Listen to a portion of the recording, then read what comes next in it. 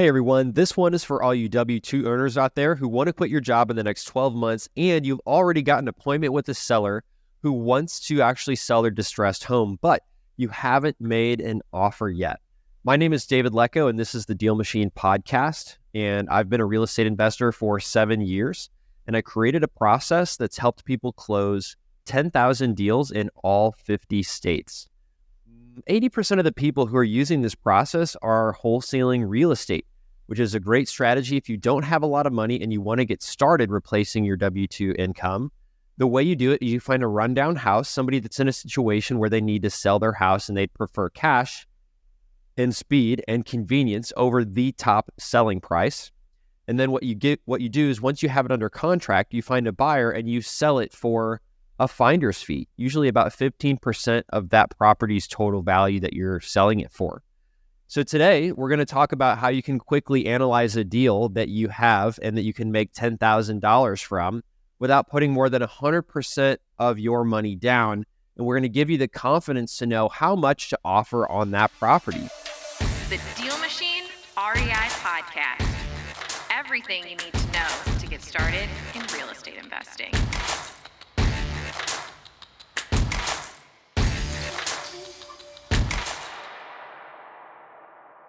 So back in 2018, my third deal ever, I'm mailing 300 property owners for about 7 months.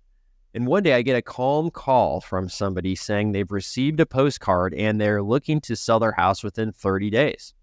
And I get this pit in my stomach because I don't know how much to offer on their house. This is my third deal and I still feel this from time to time. Well, I just set an appointment to meet him, and I figure I'll deal with that pit in my stomach later.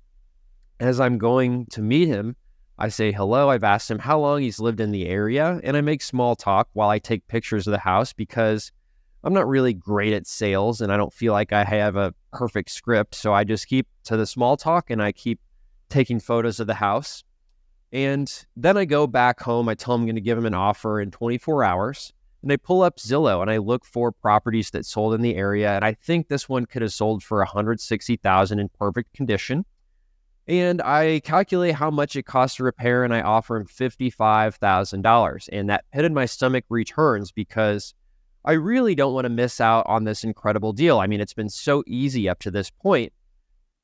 But I remember the advice that I've gotten, which is if your offer is not low enough that you feel uncomfortable, then you're probably not offering low enough and you may lose money on this deal, or it might not be a good wholesale deal. So I take that pit in my stomach as a good sign that I'm offering low enough. He ends up signing the contract, so I'm elated. And I send over a contractor to give me his opinion on how much that actually will cost to fix. And he tells me that, hey, those walls are actually yellow because there is so much cigarette smoke from the family living there for many years and smoking. And I thought, wow, that's why there was those weird stains on the wall. When you moved a picture, it was very bright white, but all around the photo is dark yellow.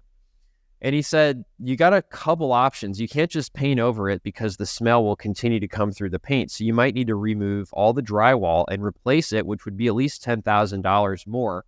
And that pit in my stomach returns, which eventually I've learned to love, but this time I'm like really bummed that I'm going to lose this deal.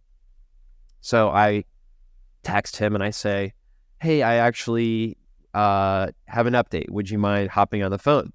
And so he does. And I say, I'm really excited about doing this deal. I love the house. I've got some bad news though, and I'm really not sure how to tell you. And he says, well, okay, why don't you just tell me? And I said, I've found out that the walls have a lot of cigarette smoke. It's going to cost me $10,000 more. So I need to drop the price. And so I ended up saying, I've got to be able to do it for $44,000. I'm going to email you the contract. You don't have to decide right now, but if you still want to do the deal and close in 7 days, I would need a decision pretty soon. And so I sent him over the DocuSign, and I had that pit in my stomach again. I thought, for sure, I'm going to lose this amazing deal. But I don't want to just force it to happen and then potentially not be able to sell it. So he accepts. And what I do next is I go to Simple Wholesaling. It's like one of the bigger wholesalers in Indianapolis. And I say, hey, I have this property. Here's all the photos. I don't say what I have it under contract for. how much would you pay for this house? And they give me a verbal offer of $60,000, which is a $16,000 difference between what I have it under contract for, $44,000, and what they're willing to pay. So I know this is a deal I'm going to be able to close. And I want you guys to have the exact same confidence with less pits in your stomach along the way, because what I've realized is the more pits that you have, it holds things up and puts you in analysis paralysis. So I've got this framework that's going to make this very easy to make confident offers. So here are the 3 parts to my framework of making a very confident offer. Number 1 is looking for the after repair value. Number 2 is estimating rehab costs. And number 3 is your $10,000 finder's fee, because that's the whole point in finding these deals in the first place. So there's 4 things, though, that I don't need you to worry about right now. It's really important that you don't worry about these things, because that's how people end up going 7 months without doing a deal, because they're just worried about things that never end up even happening. So don't worry about the script for talking with the seller. Remember, I honestly didn't have any sales script. I made small talk and I just told them what I thought the next step would be. Do not worry about what contract you're going to use, because we're not ready to make an offer yet. We're trying to analyze the deal right now. Don't worry about how to find a buyer for your deal. We'll get to that whenever you get the deal under contract for the right price and you feel confident about it. And actually, don't worry about what you're going to do with that $10,000 when you deposit it in your bank account, okay? We're just going to focus on the triangle of making a really confident offer. Let's start with looking at the after repair value, the tip of the triangle. There are a few rules to remember when looking for the after repair value. You might have heard this as comping a property.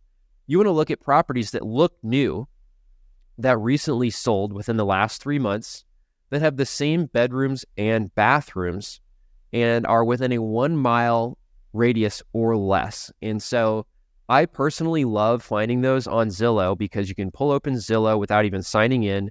You can look at properties that sold in the last 3 months, and you could filter it by the bedrooms and bathrooms. This seems very straightforward, but there's a few gotchas I want to let you guys know about. One of the houses that I bought is in an area of Fountain Square in Indianapolis, which has been the up-and-coming neighborhood for literally the last 15 years. They have overused that to sell all kinds of properties. Property values in that area can be $500,000, which is a lot for Indianapolis. Now, there's a street called State Street that divides Fountain Square from Twin Air. And as Fountain Square has gentrified and become more valuable, the rehabs have just pushed deeper into Fountain Square, which eventually is technically Twin Air. But there's this demarcation line called State Street. People call Twin Air Fountain Square, and they'll advertise their homes as being in Fountain Square as kind of that spillover, which is not correct. And property values are about 20% lower if they are on the east side of State Street. And so that is why it could have a house in Twin Air that's within a mile of a house within Fountain Square that just simply isn't worth the same amount if it's on the other side of State Street. So technically, most neighborhoods aren't going to be like that. If there is a highly gentrifying area, that's probably the neighborhoods where you might have those local, technicalities that could be a little tricky, but you would know that if you just kind of paid attention to how the for sale prices are trending. So anyway, if you're in an area that's like not super gentrifying, you're probably not going to have those like big hard lines to watch out for. Hey guys, if you know you want to quit your job in the next 3 months, make sure you're subscribed to this podcast, because we've got some incredible frameworks with step-by-step instruction that you're not going to want to miss. Also, leave us a rating and review to let us know your favorite parts and why you want to get financial freedom. And also, if you wanted to quickly compute the comps, because first of all, you look at all those properties that are in perfect condition that sold the last 3 months, and then you want to average the price out. If you're using the DealMachine app, there's a comps tab that just computes all of that for you. And it also shows you the photos from the MLS of when they sold. So if there is a property included that doesn't look perfect, you can unselect that. And so that could make it very easy for you to run comps. Now, estimating rehab costs is the second component. So once you calculated the comps, mine was 160. This is actually how you do rehab costs. It's super simple. Write this down. If the house seems like it needs carpet and paint, estimate $15 per square foot, which would be $22,000 for my house, 1,500 square feet. If it also needs a new kitchen and bath, even if they're not totally destroyed, if they look out of date, you're probably going to want to calculate this. That would be $30 per square feet. So that would be $45,000 for my 1,500 square foot house. And if it needs a new roof, you could tell if there's shingles that are broken, if there's like tree limbs that have fallen on the roof a lot, or if there's a tarp on the roof, or if you look up at the ceiling inside the house and you notice some watermarks, those are all indicators that your roof needs repaired. And you also have water heater and furnace. If those things, you can tell the date that they were actually manufactured. If they're over 15 years old, you're going to want to, put those in the plan to replace those. And so if it needs carpet and paint, kitchen and bath, $30,000. If it needs also roof and mechanicals, $55 per square foot. I'm sorry, I said $30,000. I meant $30 per square foot. $55 per square foot if it needs everything. And that would have been $82,000 for my property. So my house was 1,500 square feet, and I spent about $80,000. Now, people will always, say, "Oh, you could do it for cheaper." Sure, if you find a contractor that isn't a U.S. citizen, you could. These figures also, for me, have built in a little oops factor, because no matter what, you discover something once you open up walls that actually, could cost a little bit more. So that's why I would never assume that you can do these cheaper. And once you have it under contract, you're putting $100 down for these types of contracts where they're very urgently needing to sell their house. $100 is never something I've had trouble with. You can write in an inspection period. It's pretty typical, maybe 5 to 10 days. If you're selling in 7 days, it's going to probably be like 3 to 5 days. You can always have a contractor go in and tell them to bid the project during the inspection period. And if it comes back totally different than your expectation, you can always get out during the inspection period and get your $100 back. So then, so we've covered the after repair value, or ARV. We've covered estimating rehab costs. And then now your $10,000 fee, which is the whole promise that we gave you in this episode. So my house was $160,000. If you're a real baller, you should be able to get 15% of the after repair value as your fee. So that would have been a $24,000 fee in my case. Now remember, the fee that I gathered from a local wholesaler that I knew, but I could have also found if I just Googled Sell Your House Fast Indianapolis, all the top wholesalers will come up and you can contact them.